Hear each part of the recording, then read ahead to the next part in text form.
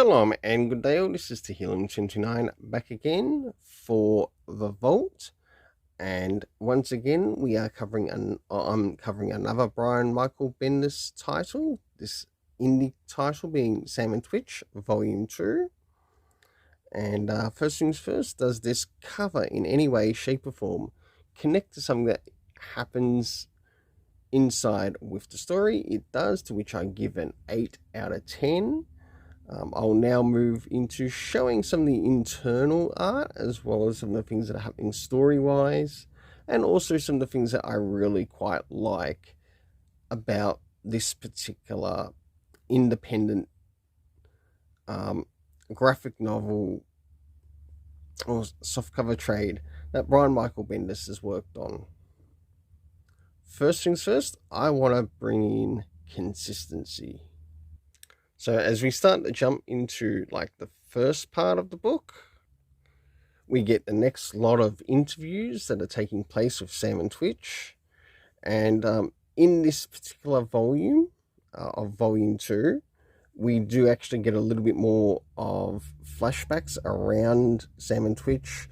I think it's in this one to which we get a little bit more of sort of like how they've known each other since they were younger.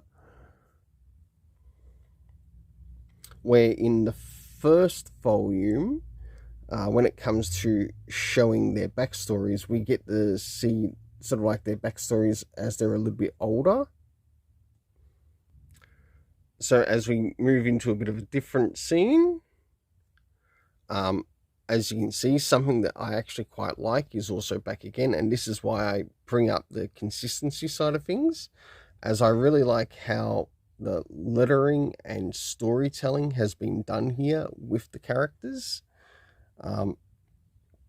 Just to point out, this is like one of the scenes, and this is basically moving in for a bit of an autopsy report of sorts. And this is something that really needs to be brought into comics, and just the way how the lettering is done in regards to the conversation between the characters, but you can still make out which character is saying what without it actually ruining the art in the story. And as you can see, it's completely consistent throughout both volumes. And once again, I must thank Brian Michael Bendis for recommending this through one of the YouTube channels that he was actually being interviewed on.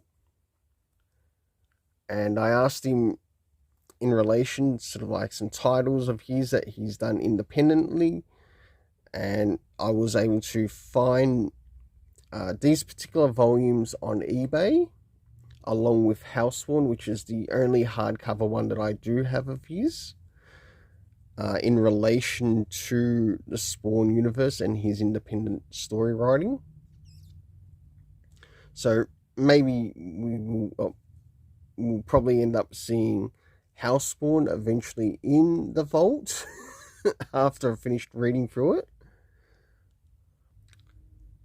Drawing closer to the end, of course, the consistency again with the word bubbles or the talk bubbles all the way through this thing.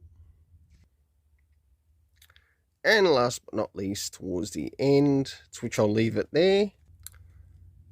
So for the internal art, and in regards to things that are happening story-wise, I give an 8 out of 10, as I really quite enjoyed how the art was delivered in the story. Not only how the art was delivered in the story, how the lettering was done in the story, along with the characteristics of the main characters, really good.